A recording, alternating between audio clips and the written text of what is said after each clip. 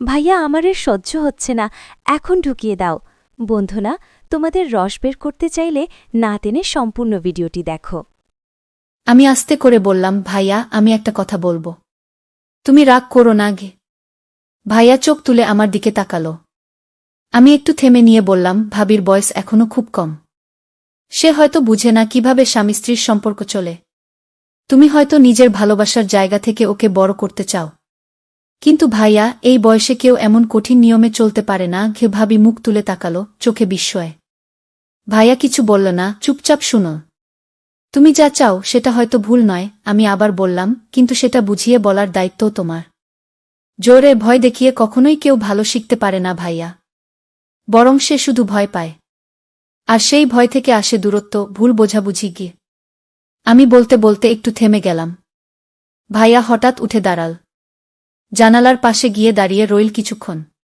তারপর হঠাৎ বলল, তুই তো ছোট ছিলি সবসময়। কবে এত বড় হয়ে গেলি যে আমাকে উপদেশ দিছিস? তবে কণ্ঠে ছিল অভিমান নয়, এক ধরনের মেনে নেওয়া। আমি এগিয়ে গিয়ে ভাইয়ার কাঁধে হাত রাখলাম। আমি তো তোমার ছোটি। তাই বলছি। কারণ তুমি যে কষ্ট পাচ্ছ সেটা আমিও সহ্য করতে পারছি না গি। বন্ধুরা, আজকের এই গল্পটি আরও স্পেশাল, না দেখলে খুব মিস করবেন।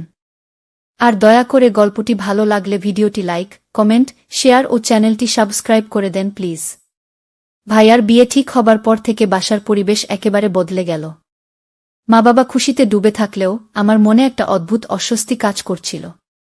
ভাইয়ার বুসাজু মাত্র 5 বছরের মেয়ে। নিজের কথাবার্তা খুবই কম, হাসিটাও যেন ভয়ে আটকে থাকে ঠোঁটের কোণে। প্রথম দিন থেকেই আমি লক্ষ্য করছিলাম। সে কথা কম বলে, মাথা নিচু করে থাকে সবসময়। তার বয়স নিয়ে আমি প্রশ্ন তুলেছিলাম, কিন্তু পরিবার বলেছিল বউয়ের বয়স ছোট হলে তবেই সহজে গড়াগড়ি হয়ে যাবে সংসার। ও আমি কিছু বলিনি তখন, কিন্তু মনটা কেমন করে উঠেছিল। বিয়ের 3 দিন পর প্রথম রাতে আমি আমার ঘরে শুয়েছিলাম। হঠাৎ রাত 1টার দিকে চাপা এক ধরনের আওয়াজ পেলাম। যেন কারো কণ্ঠ, রুদ্ধ কান্না বা কিছু একটা ঠেকিয়ে রাখা হচ্ছে। আমি উঠেই বারান্দায় গেলাম। পাশের ঘরে আলো নিভানো, কিন্তু দরজার ফাঁক দিয়ে আলো এসে পড়ছিল। কানে আসছিল ফিসফিস করা শব্দ। ভাবলাম, নতুন বিয়ে, এমন তো হতেই পারে। নিজেকে বোঝালাম।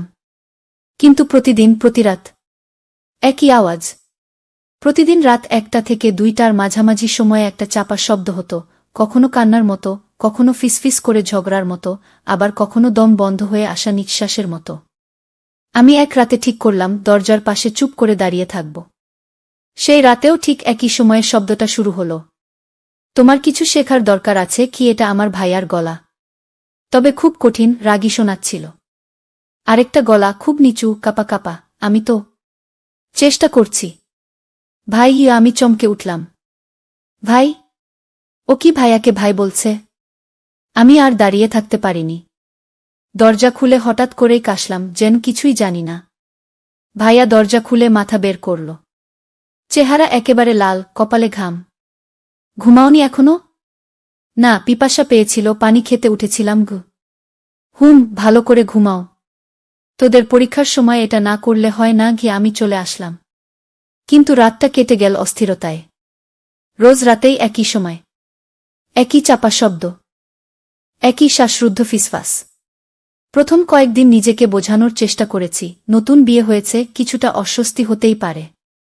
কিন্তু ধীরে ধীরে শব্দগুলো কেবল অস্বস্তি নয়, ভয়ের মতো লাগতে শুরু করল।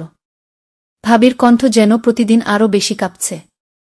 আর ভাইয়ার কণ্ঠ হয়ে উঠছে কঠিন, চাপা রাগে ভরা। চতুর্থ রাতে আমি আর নিজেকে ধরে রাখতে পারলাম না। আমার ঘরের দরজা খুলেই সোজা বারান্দায় গেলাম। অন্ধকারে দাঁড়িয়ে নিঃশ্বাস আটকে চোখ রেখে দিলাম ভাইয়ার ঘরের দরজার ফাঁকে। দরজাটা একটু খোলা ছিল। মনে হলো ওরা হয়তো জানেই না কেউ দেখছে। ঘরের ভেতরের দৃশ্য দেখে আমি স্তব্ধ হয়ে গেলাম। ভাবি মাটিতে বসে, চোখে পানি। পরনে সাদা একটা পাতলা। ওর মুখ লাল হয়ে আছে, যেন কান্না করতে করতে গাল দুটো ফেটে গেছে। ভাইয়া দাঁড়িয়ে, তার হাতে একটা কিছু। মুখ গম্ভীর। তুমি এতটা বোকার মতো আচরণ করছো কেন? তুমি আমার স্ত্রী। অথচ তুমি এখনো বুঝতেই পারো না স্বামীর সাথে কি আচরণ করতে হয়। আমি তো চেষ্টা করছি। ভাই? মানে? আপনি কি? ভাবি গলা নিচু করে ফেল। ভাইয়া কড়া গলায় বলল, তুমি আমাকে ভাই ডাকো কেন? এভাবে কেউ স্বামীকে ডাকে? ভাবির মুখ আরও ফ্যাকাশে হয়ে গেল। ভাবি বলল, আমি ছোট ছিলাম তো, এখনো অভ্যেস যায়নি গু। তখন হঠাৎ ভাইয়া দেয়ালে জোরে ঘুষি মারল। আমি চমকে উঠলাম। এখনো যদি শিখে না ফেলো তাহলে আমাকেও বদলাতে হবে। আমার রক্ত হিম হয়ে গেল। এই শব্দগুলো ঠিক সেইভাবে বলা হচ্ছিল যে কোনো অশ্রাব্য কিছু শুরু হতে পারে যে কোনো সময়। আমি জানতাম না কি করব। ভেতরে ঢুকে পড়ি, মা বাবাকে ডাকি, নাকি ভিডিও করি প্রমাণের জন্য। কি করব ভাবছিলাম, কিন্তু তখন একটা দৃশ্য দেখলাম যা আমাকে আরও বিভ্রান্ত করে দিল। ভাবি আচমকা উঠে গিয়ে ভাইয়ার পা জড়িয়ে ধরল। খুব নিচু স্বরে কিছু বলছিল, আমাকে ক্ষমা করে দাও, তবে দেখে মনে হচ্ছিল ভয়, অনুনয় আর অসহায়ত্বের এক অদ্ভুত মিশ্রণ। ভাইয়া তাকে তুলে দাঁড় করাল। মুহূর্তেই গলা নরম করে বলল, তুমি জানো না আমি তোমাকে কতটা ভালোবাসি, কিন্তু তুমি আমাকে বাধ্য করো রেগে যেতে। আমি যেন এক সেকেন্ডে আরেকটা মানুষকে দেখতে পেলাম, এই সেই ভাইয়া যে সারা জীবন আমার রোল মডেল ছিল। এত ভালোবাসার কথা বলেই এখন এমন আচরণ। ভাবি কিছু না বলে মাথা নিচু করে রইল। সে হয়তো অভ্যস্ত হয়ে যাচ্ছে অথবা হার মানছে। আমি জানি না ঠিক কি হচ্ছিল ও ঘরে, তবে এখন আমি সম্পূর্ণ নিশ্চিত ওদের সম্পর্কটা কিছুতেই স্বাভাবিক নয়। আমি জানতাম না সেই রাতে আমি কি দেখেছি। একটা ভালোবাসার নামের মোড়কে কি চলছিল নির্যাতন, নাকি সেটা ছিল ভাইয়ার নিজের ভেতরের ভাঙনের বহিঃপ্রকাশ। পরদিন সকালে মুখে কিছু বলিনি কারো সঙ্গে। ভাবি জিজ্ঞেস করলেন, রাতে ঘুম হয়েছিল? আমি শুধু মাথা নাড়লাম। ভাবির চোখে ঘুমহীনতা স্পষ্ট, চোখের নিচে হালকা ফোলা ভাব, চুল এলোমেলো, কণ্ঠ নিচু। আপা নাস্তা খাবেন? তার কণ্ঠে কোনো অভিযোগ নেই, নেই কোনো আকুলতা, যেন সে নিজের অবস্থান মেনেই নিয়েছে। আমি জানতাম একটা শব্দ বললেই হয়তো কিছু বদলাবে। মা বাবাকে জানালে বা ভাবির পরিবারের কাছে বিষয়টা তুললে ভাইয়ার অবস্থা কঠিন হয়ে যাবে। কিন্তু আমি পারলাম না। আমি কাউকে কিছু বললাম না, কারণ আমি জানতাম ভাইয়া কেমন। ছোটবেলা থেকে সংসারের দায়িত্ব নিজের কাঁধে নিয়েছে। নিজের শখ, নিজের সময় সব বিসর্জন দিয়ে কেবল আমাদের ভালো রাখার জন্য লড়েছে। আজ যদি তার বিরুদ্ধে মুখ খুলি তাহলে কি সেটা বিশ্বাসঘাতকতা হবে না? আমি নিজের মনে হাজারটা প্রশ্নে ভেসে যাচ্ছিলাম। ভাবি যেন দূর থেকে আমার চিন্তা পড়ে ফেল। এক দুপুরে রান্নাঘরে আমি একা বসেছিলাম। ভাবি আস্তে করে পাশে বসল। আপা আমি চমকে তাকালাম। আপনি কিছু দেখেছেন? আমার মুখ শুকিয়ে গেল। কি দেখ বলো? ভাবি নিচু গলায় বলল, আমি জানি না কি করব। আমি চেষ্টা করি, কিন্তু ভাইয়া খুব রেগে যায়। কিন্তু আমি জানি উনি খারাপ না। উনি শুধু চায় আমি যেন তার মতো হই। কি এই কথা শুনে আমি আর চুপ থাকতে পারলাম না। কি মানে তার মতো হও? তুমি কি ভয় পাও ওকে? ভাবি আমার চোখে চোখ রেখে বলল, ভয় পাই, আবার পাই না। উনি রেগে গেলে খুব খারাপ লাগলেও পরে আবার মাফ চান। আমি জানি না, আমি হয়তো ভালো বুনা গিয়ে আমার ভিতরটা কেঁপে উঠল। এই নিয়ে এখনো মনে করে ওর ভুল, ভাইয়ার না। আমার ভাইয়া যে এখন একটা অদ্ভুত মানুষ হয়ে উঠছে, আমি সেটা স্বীকার করতেও ভয় পাচ্ছিলাম। কিন্তু এটাও ঠিক, তার এই রূপটা আমি সহ্য করতে পারছিলাম না, কারণ আমি তাকে জানতাম ভিন্ন একজন মানুষ হিসেবে। সেদিন রাতে প্রথমবার ভাইয়ার ঘরের দরজার ফাঁকে নয়, আমি নিজেই গেলাম ও ঘরের সামনে দাঁড়িয়ে। ভেতর থেকে আসা তীব্র গলা, তুমি শিখবে না? আমি কিভাবে বোঝাই? আমি কাপা হাতে দরজায় টোকা দিলাম। দরজাটা ধীরে খুলে গেল। ভাইয়া চোখ বড় করে তাকিয়ে থাকল। তুই এখানে? আমি তাকালাম ওর চোখে। সেখানে রাগ নয়, একরাশ লজ্জা। আমি আস্তে করে বললাম, তুমি ঠিক আছো ভাইয়া? ওর মুখটা নরম হয়ে গেল। হঠাৎ করে সে বসে পড়ল খাটের কোণে। কপালে হাত দিয়ে বলল, আমি জানি না আমি কেমন হয়ে যাচ্ছি গু। ঘরটা তখন এক অদ্ভুত নীরবতায় ডুবেছিল। আমি, ভাইয়া আর ভাবি তিনজনই একটা ছোট ঘরে বসে আছি, অথচ যেন তিনটা আলাদা দুনিয়ায়। ভাইয়া মাথা নিচু করে বসেছিল। ভাবি চুপচাপ, চোখ নিচু। আমিও জানতাম এখন কিছু না বললে হয়তো আর কোনোদিন বলা যাবে না। আমি আস্তে করে বললাম, ভাইয়া আমি একটা কথা বলবো। তুমি রাগ করো না গে। ভাইয়া চোখ তুলে আমার দিকে তাকাল। আমি একটু থেমে নিয়ে বললাম, ভাবির বয়স এখনো খুব কম। সে হয়তো বুঝে না কিভাবে স্বামী স্ত্রীর সম্পর্ক চলে। তুমি হয়তো নিজের ভালোবাসার জায়গা থেকে ওকে বড় করতে চাও, কিন্তু ভাইয়া এই বয়সে কেউ এমন কঠিন নিয়মে চলতে পারে না গে। ভাবি মুখ তুলে তাকাল, চোখে বিস্ময়। ভাইয়া কিছু বলল না, চুপচাপ শুনো। তুমি যা চাও সেটা হয়তো ভুল নয়, আমি আবার বললাম, কিন্তু সেটা বুঝিয়ে বলার দায়িত্বও তোমার। জোরে ভয় দেখিয়ে কখনোই কেউ ভালো শিখতে পারে না ভাইয়া, বরং সে শুধু ভয় পায়। আর সেই ভয় থেকে আসে দূরত্ব, ভুল বোঝাবুঝি গিয়ে। আমি বলতে বলতে একটু থেমে গেলাম। ভাইয়া হঠাৎ উঠে দাঁড়াল, জানালার পাশে গিয়ে দাঁড়িয়ে রইল কিছুক্ষণ। তারপর হঠাৎ বলল, তুই তো ছোট ছিলি সবসময়, কবে এত বড় হয়ে গেলি যে আমাকে উপদেশ দিছিস? তবে কণ্ঠে ছিল অভিমান নয়, এক ধরনের মেনে নেওয়া। আমি এগিয়ে গিয়ে ভাইয়ার কাঁধে হাত রাখলাম। আমি তো তোমার ছোটি, তাই বলছি। কারণ তুমি যে কষ্ট পাচ্ছ সেটা আমিও সহ্য করতে পারছি না। ভাইয়া ধীরে ধীরে আমার দিকে ফিরে তাকাল, চেহারায় এক গভীর ক্লান্তি নিয়ে বলল, ও আমি শুধু চাইছিলাম কেউ আমাকে বুঝুক। আমি যা চাই সেটা খারাপ নয়। আমি চাই একজন সঙ্গী, যে আমার প্রয়োজন অনুভব করবে। সেই মুহূর্তে আমি আর ভাবির চোখের দিকে তাকাতে পারলাম না, কারণ আমি জানতাম ভাবি এসব এখনো বোঝার মতো বড় হয়নি। সে এখনো ভালোবাসা আর দায়িত্বের পার্থক্য বোঝে না।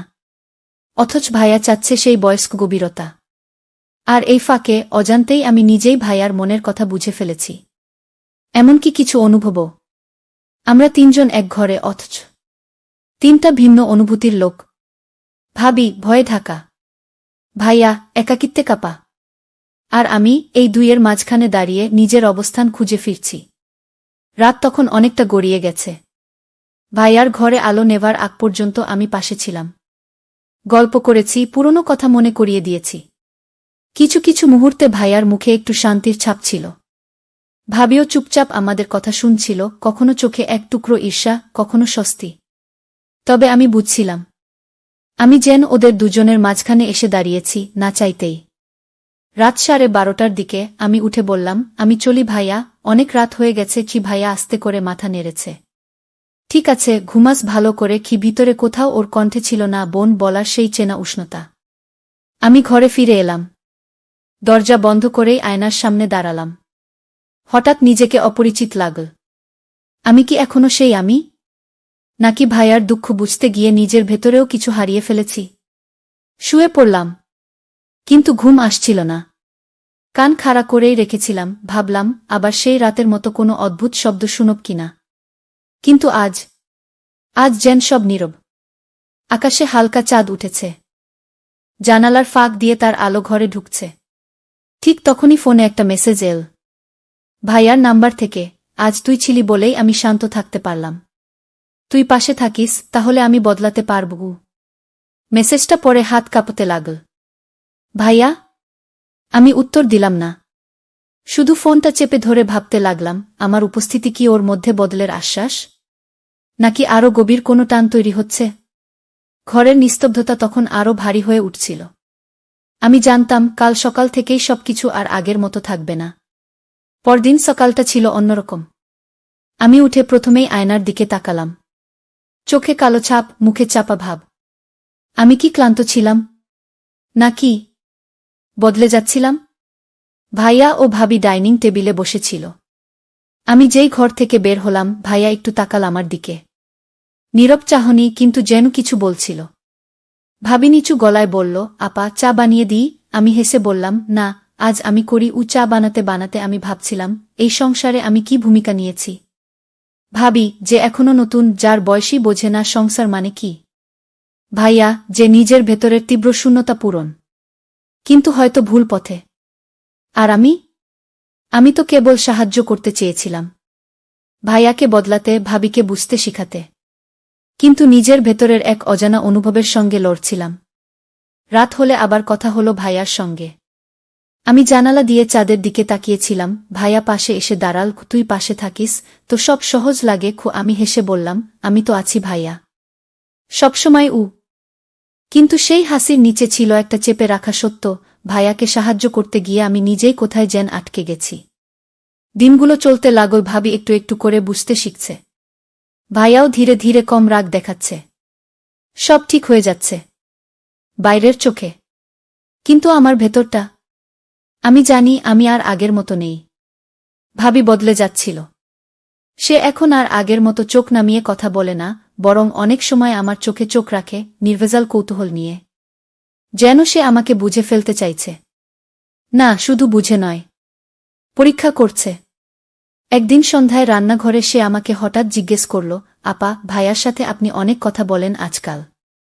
ভালো লাগে আপনাদের বন্ধুত্ব দেখে। আমার ভেতরটা ধক করে উঠল। আমি বললাম, ভালো বন্ধুত্ব তো ভাই বোনের মাঝে থাকতেই পারে, তাই না? সে মাথা নাড়ল, হ্যাঁ, নিশ্চয়ই।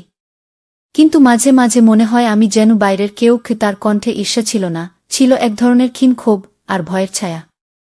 রাত গভীর। আবারও সেই পুরনো ছাদের কোণে আমি দাঁড়িয়ে। ভাইয়া পাশে এসে দাঁড়ায়, একদম নীরব। হঠাৎ বলে, তুই থাকলে মনে হয় সব ঠিক হয়ে যাবে। আমি চোখ নামিয়ে বলি, তবে ভাবি? সে কোথায় থাকবে? ভাইয়া ধরা গলায় বলে, সে তো চুপ। তুই যে আমাকে বুঝিস কি? এই প্রথম আমি সরাসরি বললাম, ভাইয়া, তুমি যা খুঁজছ সেটা আমি দিতে পারি না। আমি পারলে না। ভাইয়া অবাক হয়ে তাকাল। তার চোখে তখন কষ্ট, হারানোর ভয় আর একটা বেপরোয়া আকাঙ্ক্ষা। তো বন্ধুরা, ভিডিওটি ভালো লাগলে কমেন্টে জানাবেন।